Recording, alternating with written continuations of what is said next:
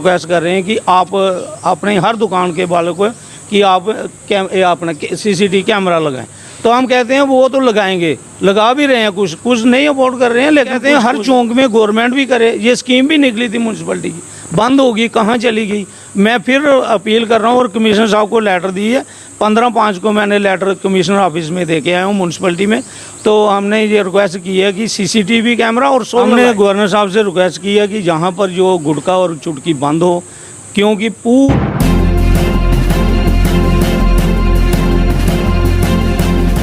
आप देख रहे हैं जम्मू न्यूज़ मिशन। मैं राजेंद्र भगत जम्मू न्यूज़ मिशन के लिए इस समय मैं वार्ड नंबर 13 के अंदर हूँ और ये रेशमगढ़ कॉलोनी पड़ता है और काफ़ी सक्रिय और एक्टिव भी ये वार्ड है। काफ़ी जहाँ राजनीतिक एक्टिविटियाँ तो होती हैं, इसके साथ ही अगर इस क्षेत्र को देखा जाए तो यहाँ 3-4 बड़े हॉस्पिटल हैं। तो यहाँ इस क्षेत्र को लेकर हमेशा से कुछ मामलों में ये संवेदनशील भी रहता है, लेकिन उसके बावजूद भी ये राजनीतिक तौर पर या फिर दूसरा डेवलपमेंट इस तरह की एक्टिविटी में भी ये काफ़ी आगे रहता है। और यहाँ के कुछ ऐसे लोग भी हैं जो राजनीति में बड़े स्तर पर पहुँचे हैं।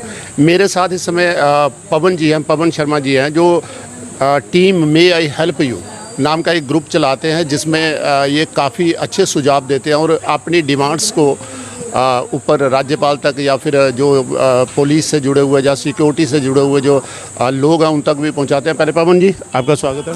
Sir thank you. और ये जो लेटर्स हैं मैं देख रहा हूँ, तो 3 लेटर हैं, इसमें क्या क्या लिखा हुआ है? ये लेटर तो दर्शक भी देखेंगे, लेकिन आपने क्या क्या लिखा और क्या डिमांड रखी हुई है? सर मैंने एक गवर्नर साहब से रिक्वेस्ट की है कि हमने सुना है कि लद्दाख में गुटखा चुटकी बैन हो चुका है। तो हमने सोचा कि J&K भी तो एक ही पार्ट था, अब 2 यूटी बन गई हैं, एक ही था। हमने गवर्नर साहब से रिक्वेस्ट की है कि जहाँ पर जो गुटखा और चुटकी बंद हो, क्योंकि पूरा ही जम्मू का माहौल जो ये थ्रो करते हैं स्पीड वगैरह, तो गंद पड़ता है और बीमारियों का स्रोत है ये। इसके बाद अगर हिमाचल में देखें तो वहाँ भी हिमाचल में भी बैन है, तो ये उसके साथ स्टेट लगती हुई है, सेम ही पैटर्न पे थे हिमाचल और J&K, डोगरा स्टेट थी।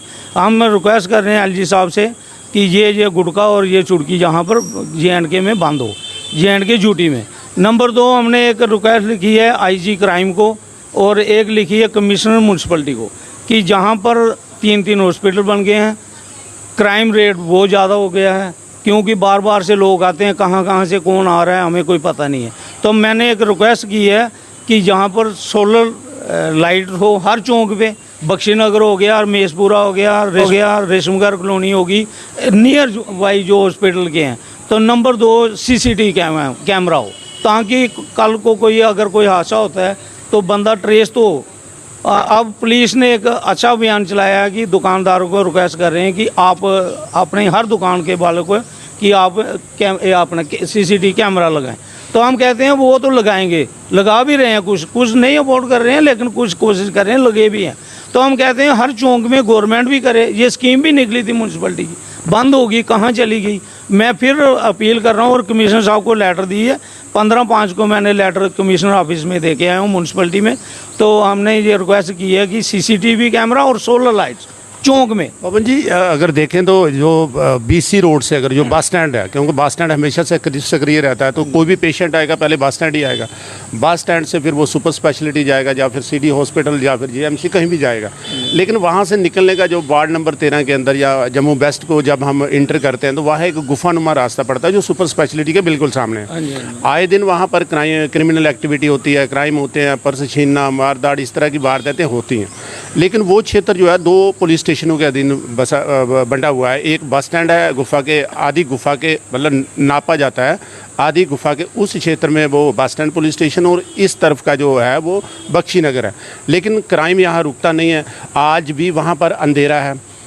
कर्मचारी जो म्यूनसिपलिटी के हैं वो चलो सफाई व्यवस्था तो कर देते हैं, लेकिन लाइटिंग की समस्या आज भी वहाँ पर है, सिक्योरिटी की समस्या वहाँ आज भी है। क्या आपने इस बात को लेकर भी हाई अथॉरिटी से बात की है कभी? हाँ सर, मैंने एक वीडियो वहाँ पे क्रॉस किया था, मैं काफ़ी देर पहले मैंने एक वीडियो अपलोड की थी। वहाँ पर गंदगी बहुत थी। अब डॉक्टर विनोद शर्मा जी ने रात को ही उसको बिल्कुल क्लीन किया, सफाई की, वाइट वॉश वगैरह, वो चूना चूना भी डाला।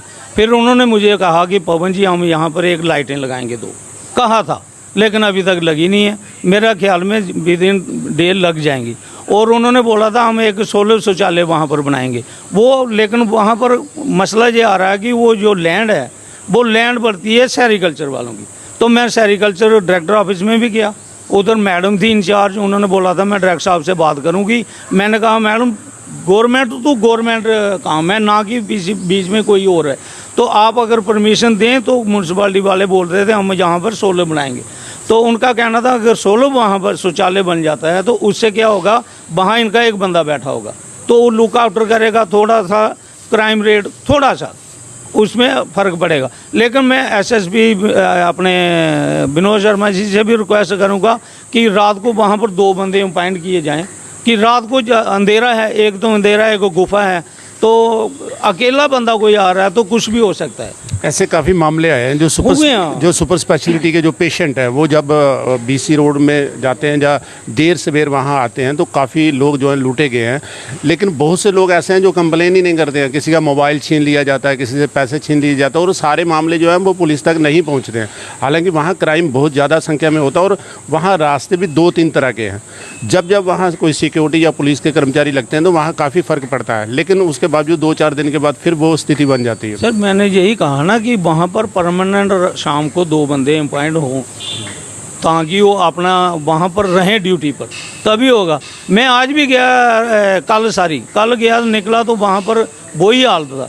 हम कहते हैं कि परमानेंट वहाँ पर 2 ड्यूटी लगाई जाए, 2 बंदों की ड्यूटी लगाई जाए।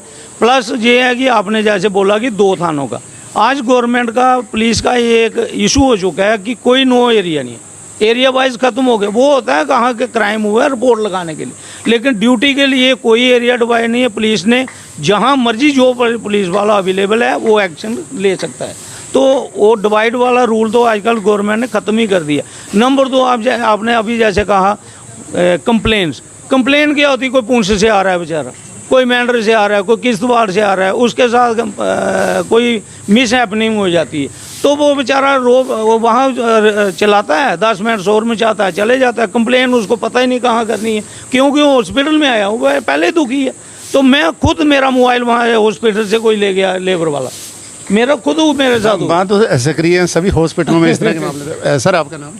जितेंद्र कुमार सर। जितेंद्र जी आप यहीं के निवासी हैं? हाँ बिल्कुल सर, यही के रेशमगढ़ से ही। और जहाँ तक मैं जानता हूँ कि आप जिस पार्क में हम लोग बैठे हुए हैं काफ़ी वर्षों पुरानी है, जब से ये कॉलोनी बनी है तभी से पार्क है, इसके सामने ही है आपका दुकान भी। हाँ सर। तो यहाँ की जो एक्टिविटी रही है पिछले समय में और अब, क्योंकि अब तो काफ़ी डेवलप हो चुकी है, पार्क का भी अलग से डेवलपमेंट हो गई है, इर्द गिर्द हॉस्पिटल वगैरह, तो यहाँ की जो एक्टिविटी हैं जैसे क्रिमिनल एक्टिविटी हो गई या फिर फिर चोरी चकारी का जिस तरह, क्या कुछ में कोई बढ़ावा हुआ है या कुछ, क्या क्या कहना चाहोगे? हाँ सर, ये तो पहले तो काफ़ी अच्छा माहौल था सर।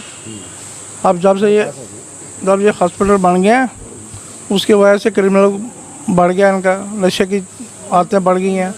अब पार्क में बैठते हैं, लड़के बैठते हैं यहाँ भी नशे करते हैं। अच्छा, इसी पार्क के अंदर? हाँ सर, बैठते हैं रात को 11 बजे तक बैठते हैं, इतने शोर पीते हैं, शराबें पी के शोर करते हैं, यहाँ पे इतनी गाली निकालते हैं। तो मतलब आप चाहते हो कि यहाँ पुलिस थोड़ी एक्टिविटी? हाँ ठीक, वहाँ पर पुलिस कम से कम 10 बजे 11 बजे तक चक्कर लगाए, लोग देखे को क्या कर रहे हैं क्या नहीं। वैसे तो देखा जाए तो महेशपुरा वगैरह वहाँ तो गाड़ियाँ इनकी लगी होती है पुलिस की, तो इस तरफ पर वो आते हैं जब उनको दिखाना चाहते हैं, चक्कर लगाते हैं, फिर निकल जाते हैं वो लड़के भी। तो उनको ये चाहिए, देखना चाहिए भी कैसे क्या कौन क्या कार बैठ रहा है, क्या तलाशी लेनी चाहिए, चेक करना चाहिए उनको भी सबको। और जो पहले मॉल था वो सर उतना अच्छा था, ठीक था। अब जब से ये हॉस्पिटल बने हैं, जो नशा बढ़ गया, इनका क्राइम बढ़ गया। और पार्क में भी एक्टिविटी ऐसे ही चल रही है, लड़के आते हैं जिनको अगर हम ही बोलते हैं इनको भी मत करो ऐसे, वो बस वो लड़ने पड़ते हैं, कौन लड़ेगा इनसे। पवन जी, अगर देखा जाए कुल मिलाकर अभी गर्मियों के दिन है, काफ़ी हीट है, जो सरकार की ओर से भी इस तरह की मतलब डायरेक्शनें दी जा रही हैं कि हीट में बाहर ना निकले, पानी बार बार पिए, तो क्या आपको लगता है कि यहाँ, क्योंकि आपसे इसलिए पूछा जा रहा है क्योंकि सामाजिक कार्य भी करते रहते हैं, हमेशा सक्रिय रहते हैं, तो क्या पानी है बाहर पीने के लिए लोगों के? मान लीजिए मुझे अगर यहाँ से जाकर रघुनाथ बाज़ार तक जाना है तो क्या पानी है वहाँ पर जो पिया जाए? मतलब वो तो कहते हैं बार बार पिया जाए, पानी कहाँ है? सर मैं ये आपने अच्छा सवाल किया है, बहुत अच्छा सवाल है। मेन बेसिक नीड है लोगों की आज के टाइम गर्मी में। हमारे जहाँ पर मेयर साहब आए थे ओपनिंग करने हाल की, तो मैंने उनको रिक्वेस्ट की थी जहाँ फ्रिज लगे हुए हैं बंद है, उन्होंने इमीडिएटली मीडिया के सामने एक फ़ोन किया किसी को, आप अपना बोरिया बिस्तरा बांध लो, ये बांध लो। मुझे लगता वो तो आज ड्यूटी पर हैं, तो मेयर साहब का ही बिस्तरा बंद है, लेकिन एक भी फ्रिज रिपेयर नहीं हुआ, ना कोई इंस्टॉल हुआ। आज पानी की त्राही है, पानी का कोई बंदोबस्त नहीं। जहाँ पार्क है, पार्क के अंदर पानी का कोई नहीं। हमने एक रिक्वेस्ट की थी यहाँ पर एक टैंकी बनाई जाए, कोई नहीं बनी। ये झूले जो हमने पहले चंद्रमोहन जी थे मेयर, उनसे मैंने कह के ये लगाए थे, आज टूटे हुए हैं। बच्चे आते हैं शाम को, भाई चलो हम खेलने आते हैं, सभी टूटे हुए हैं। बेंच टूटे हुए हैं, पार्क के अंदर कोई ग्रीनरी होती है, ग्रीनरी नाम की कोई चीज़ नहीं है। पैसे इधर पार्क में कितने आए मुझे नहीं पता, लेकिन ग्रीनरी नाम की कोई नहीं, सड़ी डस्ट है। आप खुद देखो, ये बच्चे खेलते हैं, धूल ही धूल होती है। इतनी धूल मेरे ख्याल पूरे जम्मू में नहीं होती जितनी सिर्फ इस पार्क में, जहाँ पर तकरीबन अगर 2-2.5 महीने का देखें तो सभी पार्कों के अंदर स्थिति ऐसी है। और जब भी किसी कर्मचारी से या किसी किया जाता तो एक तो कोड ऑफ कंडेम्प्ट का हवाला दिया जाता है, दूसरा ये है कि जो कारपोरेटर या जो लोग जुड़े हुए हैं उससे कारपोरेशन के साथ, वो राजनीति अभी चल रही है, जिस तरह इलेक्शन चल रहा है तो उसमें भी वो थोड़े बिजी हैं। लेकिन ये तो हो गई इनकी मजबूरी, लेकिन इसके बावजूद जो बड़े काम हैं जो इनसे हट के, मान लीजिए यहाँ सुपर स्पेशलिटी के बाहर कुछ डोनेट किए हुए फ्रिज हैं, सिटी के अंदर चले जाओ आपको फ्रिज मिल जाएंगे जो लोग डोनेट किए हो। बहुत से लोग ऐसे आपको मिल जाएंगे जो फ्रिज लगाना चाहते हैं लेकिन उनको लैंड तक नहीं मिलती है, प्लेस नहीं मिलती। अब जो फ्रिज लगे हुए हैं वो 1 साल के लिए लग जाते हैं, उसके बाद वो ख़राब हो जाते हैं, उनको रिपेयर कौन करेगा? जैसे मान लीजिए यहीं पर सुपर स्पेशलिटी के सामने ही हॉस्पिटल जो फ्रिज है वो एक तो चल रहा है, पता नहीं वो ठंडा हो रहा है कि नहीं हो रहा, मुझे नहीं, खुली नहीं है। दूसरा जो है उसका सामान ही नहीं है। कई बार कंप्लेन मैंने खुद भी की है, लेकिन उसके बावजूद भी कुछ नहीं हो पा रहा। कुछ कहना चाहेंगे आप नगर पालिका के उन कर्मचारियों को? सर मैंने एप्लीकेशन भी दी हुई है, लेटर दी हुई है। वही सवाल है जैसे आपने बोला कारपोरेटर ने भी, हमारी जो मैडम है उन्होंने भी 2-3 बार मेरे हिसाब से बोला है, सुनवाई नहीं कोई है गवर्नमेंट। जो लोगों की भीड़ नीड है ना, प्योर लोगों की। मैं एक बात और क्लियर करना चाहता हूँ कि हमेशा से कुछ लोग जो हैं इस चीज़ को लेकर एजेंडा बना लेते हैं कि शायद, क्योंकि हर वार्ड के अंदर जहाँ हर क्षेत्र के अंदर हमेशा से 2-3 पार्टियों के लोग होंगे जो सक्रिय होंगे। हर जगह इसी वार्ड के अंदर देखा जाए तो कई पार्टियों के लोग जो होंगे सक्रिय होंगे। तो मैंने देखा है कि वो सभी लोग हमेशा जब भी किसी से भी कोई काम हो तो वो पहुँच जाते हैं नगर पालिका, या वहाँ पहुँच ही जाते हैं काम करने के लिए, लेकिन काम हो ही नहीं पाते।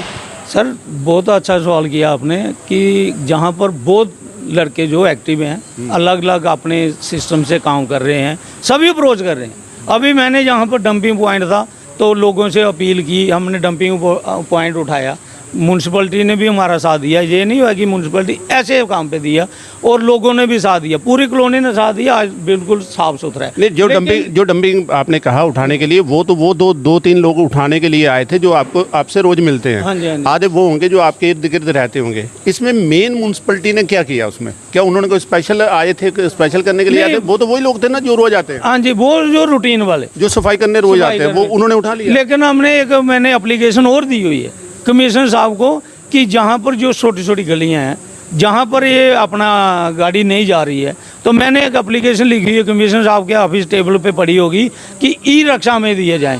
हर वार्ड में है, रेशम घर वार्ड नंबर 13 में ई रिक्शा क्यों नहीं है? जो लोग क्या कर रहे हैं, जहाँ डंपिंग पॉइंट था वो बंद हो गया, लेकिन अब क्या कर रहे हैं, जो लोग आते हैं जहाँ मर्जी करती थ्रो कर रहे हैं, उल्टा ज़्यादा गंद पड़ रहा है। मैं रिक्वेस्ट की है, एप्लीकेशन दी हुई है कमिश्नर साहब से, तो लेकिन बदकिस्मती जो ये तो म्यूनसिपलिटी का काम हो गया। जो आपने कहा कि जो जिस तरह से नशा होता है इस क्षेत्र के अंदर, या क्रिमिनल एक्टिविटी होती है, हाँ जी, पुलिस क्या काम कर पाती है क्षेत्र की पुलिस? या सर वही है ना, पुलिस आती है, रोन लगाती है, अच्छा काम कर रही है। आज हमारे प्रोटेस्ट के बाद बहुत अच्छा काम हो रहा है, लेकिन वो आते हैं, रोन लगाते चले जाते हैं, उसके बाद वही हाल है। फिर वही है।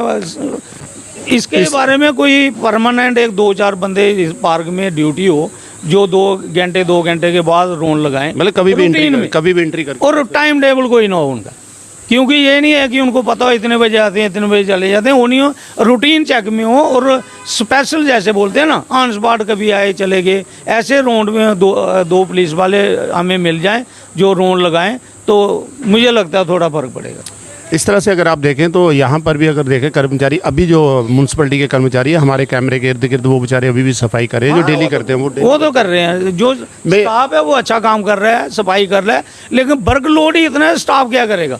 बिल्कुल। और मैं एक बात और कहूँगा, जिस तरह से उन्होंने कहा कि क्षेत्र के अंदर क्रिमिनल एक्टिविटी या फिर जो नशा जिस तरह से बढ़ रहा है, उसको लेकर भी संवेदनशील होने की ज़रूरत है, क्योंकि ये एक ऐसी जिसे नशा ऐसा कि जिसके बाद ही क्राइम जो है शुरुआत उसकी होती है। और दूसरा, इस वार्ड के अंदर या इस क्षेत्र के अंदर जो सुपर स्पेशलिटी गेट के बिल्कुल सामने जो हिस्सा है, जहां अंधेरा है, जहां काफ़ी बार वारदातें होती हैं, लूट खसूट की जो घटनाएं अक्सर होती रहती हैं। इसके साथ ही सिक्योरिटी, इस क्षेत्र के अंदर सिक्योरिटी रहे, लोगों में एक भरोसा पुलिस के प्रति रहे, वो तभी हो सकता है कि अगर पुलिस या उनके जो कर्मचारी हैं वो इस सारे क्षेत्र के अंदर एक्टिव रहें। ठीक है पवन जी, आपने धन्यवाद, आपने समय दिया अपना। नहीं सर, हम आपका थैंक्स करते हैं, आप समय निकाल के। यही कहना चाहते हैं, जैसे हमारे SDPO साहब हैं, SHO साहब हैं, वो अच्छा काम कर रहे हैं, खुद रूटीन चेक करते हैं, लेकिन मैं उनको स्पेशल रिक्वेस्ट करूंगा कि 2 बंदे भी प्रोवाइड हो जाएं जो कंटिन्यू इसी वार्ड में रहें। ये मैं कहता हूँ। बाकी वो खुद अपना राउंड कर रहे हैं, अच्छा काम कर रहे हैं, लेकिन मेरी एक रिक्वेस्ट और थी, जो हमारा इंडेक्स अपना सेंटर बना है ना जहाँ पर डी एडिक्शन सेंटर, ये शिफ्ट किया जाए। सबसे क्राइम रेट जो तब से हुआ है जहाँ पर, ये पीसफुल इलाका था, कोई क्राइम नहीं था। जब से डी एडिक्शन सेंटर बार से लोग आते हैं दवाई लेने, वही गुंडा राज जहाँ फैला रहे हैं, वो सेंटर जहाँ से शिफ्ट होने चाहिए, साइड पे कहीं चले जाने। सर आपने भी समय दिया, कुछ कहना चाहते हैं? नहीं बस सर यही कहना चाहते हैं जो कि क्राइम पर रुकना चाहिए। अगर हमेशा से हर नागरिक की ये कोशिश रहती है कि क्राइम, क्योंकि हर व्यक्ति जो होता है अपने परिवार, अपनी सोसाइटी या अपने इर्द गिर्द जो क्षेत्र पर ही निर्भर रहता है, तो क्राइम हमेशा रुकना चाहिए। और सबसे बड़ी बात मुझे पवन जी की एक अच्छी लगी, और मेरे फ़ोन करने पर जब इनसे बात हुई तो तब भी मैं इस बात को लेकर काफ़ी मुझे अच्छा लगा कि उन्होंने कहा कि हमारे जम्मू कश्मीर से गुटखा बंद होना चाहिए, लेह की तर्ज पर या फिर हिमाचल प्रदेश की तर्ज पर। तो आपको लगता है कि आपकी ये बात जो है सरकार तक जाएगी, कुछ एक्शन लेगी? सर उम्मीद पे ही दुनिया है, लगता है उम्मीद है, कोशिश है, हम कोशिश पे लगे हैं, गवर्नमेंट देखते हैं क्या करती है। और मैं सारी इसमें एक टॉपिक है कि ये गुटखा जो बेच रहे हैं ना गवर्नमेंट, सभी लोगों का कहना है कि गवर्नमेंट को रेवेन्यू आ रहा है, ये बंद नहीं करेगी। बड़े लोगों ने मुझे एडवाइस की, और मैं लोगों को बताना चाहता हूँ, जितना गुटखा एक्साइज का जितना भी वाइन हो, एक्साइज गुटखा शुटखा जितना भी हो, जितना रेवेन्यू आता है गवर्नमेंट को, उससे 50 गुना गवर्नमेंट का ज़्यादा खर्चा आता है लोगों को ट्रीट करने में। तो इसका बेनिफिट क्या है? नहीं, ये तो अब तो जाहिर रिपोर्ट है गवर्नमेंट कैंसर का जब इसमें हो जाता तो ऑलरेडी सरकारी अब आयुष्मान भी एक ही बंदा बीमार हो जाए, गवर्नमेंट का लाखों रुपए एक बंदे पे लग जाता है, वो बंदा अफोर्ड ही नहीं कर सकता है। तो ऐसी चीजें बंद क्यों नहीं करती गवर्नमेंट? अगर दुनिया में कहीं ये चीजें बंद हो रही हैं तो इसका सीधा सा असर ये है कि उस सरकार पर भी इसका लोड पड़ता है, और वैसे भी स्वास्थ्य पर तो इसका पड़ता ही पड़ता है। इसी तरह के बहुत सारे मामले थे जिनको लेकर पवन जी ने बात की, और मुझे लगता है कि ये मामले हर व्यक्ति के साथ जुड़े हुए हैं, खासकर नशा हो गया या फिर गुटखा हो गया या फिर इस क्षेत्र की जो सुरक्षा है, इसको लेकर जो भी यहाँ जो विभाग है वो अगर अपनी अपनी जिम्मेवारी संभाले तो मुझे नहीं लगता कि किसी को भी ये कागज़ या इस तरह के लेटर लेकर किसी सरकार तक जाने की ज़रूरत पड़ेगी। धन्यवाद।